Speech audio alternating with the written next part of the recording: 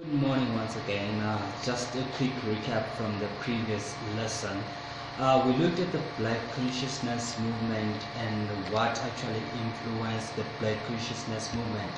We noticed that the Black Consciousness movement was influenced by the international community. For example, we talked about Africanist views of the Congress, the Youth League, and the PAC. We also looked at the Black Power movement in the United States of America. We also looked at the International Youth Revolt of the 1960s, independent movements in Africa, growing international criticism of South Africa. We also looked at the Black Consciousness movement amongst students, amongst workers in communities. Now you'll notice that we talked about the formation of organizations, the SASO, the SAZIM. We also looked at the Black Allied Workers Union, the Black Communities Project. That was so much about our previous lesson, just a recap from the previous lesson. Now for today's lesson, for this lesson, we're going to look at the National Party government's response to the Black Consciousness. Now I want to look at how the National Party responded to Black Consciousness. You'll notice that the National Party had its own views of the Black Consciousness initially. Thus the government first of all welcomed Black Consciousness. It saw it as a fitting system in its policy of separate development. So the government initially saw the Black Consciousness as a piece to the like a missing piece to the puzzle. So it actually saw Black Consciousness as suitable for the policy of separate development. But Biko was highly articulate and his support was growing. He was clearly not going to be easily bought off or controlled by the apartheid regime. Thus the apartheid government noticed that Steve Biko was becoming popular and his influence on people was growing and everyone was now aware of what was happening. So what did the government do after it had recognized that the people were now following Steve Biko and the movement had gained its momentum? The government increased its policy of repression, expulsion, arrests, burnings, etc. The government made sure that it increased its arrests so that people might feel intimidated by the government's response to it. Steve Biko was placed under house arrest in King Williamstown. That was the government response to apartheid. You'll notice that in 1977, Biko was killed while in police custody. Black consciousness organizations were banned.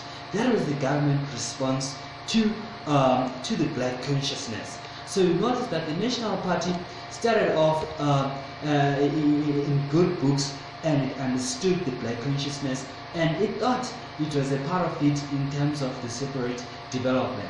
But as time went by, it noticed that Black Consciousness was actually against what its policies were, the policies of separate development. Now, you'll notice that after the government had responded to Black Consciousness in that particular way, this is what transpired. Changes in South Africa in the early 1970s. We're going to look at the changes in South Africa in early 1970s. That is after the government had actually seen and responded negatively to the Black Consciousness. So, time of rising tensions and crucial changes. This is in the 1970s after the government's response. There was increasing dissatisfaction amongst township residents as a result of urbanization and housing shortages. In 1973, the world oil crisis negatively affected South Africa. There was a shortage of skilled labor. This was a result of the Bantu education. The Bantu education meant that the skilled labor was actually channeled to a particular group of people and the black people were not actually skilled. They were not actually trained in a way that was going to help them become productive. Now, in 1973, there were a series in strikes in Durban, East Rand, greater confidence among black workers. By 1979, it led to recognition of black trade unions. The black trade unions had gained more confidence after having been conscientized by the Black Consciousness movement. In 1975, independence in Mozambique and Angola. This gave the Black Consciousness a momentum, and they saw that it was possible for them to actually have victory and be a success in terms of them fighting against the apartheid regime. Now, victory for the liberation movement against the Portuguese rule.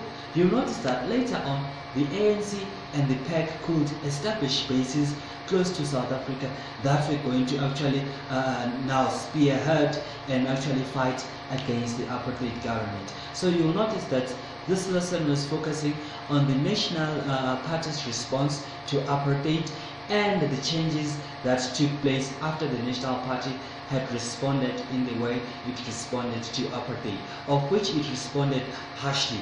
It responded by making sure that there were more arrests and the banning of organizations.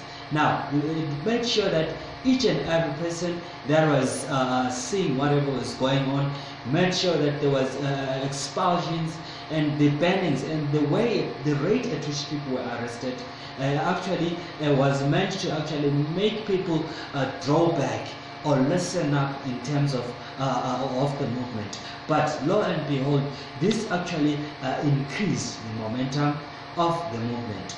In our next lesson, we're going to focus on the causes of the Soweto uprising, the causes of the Soweto uprising of the 1976.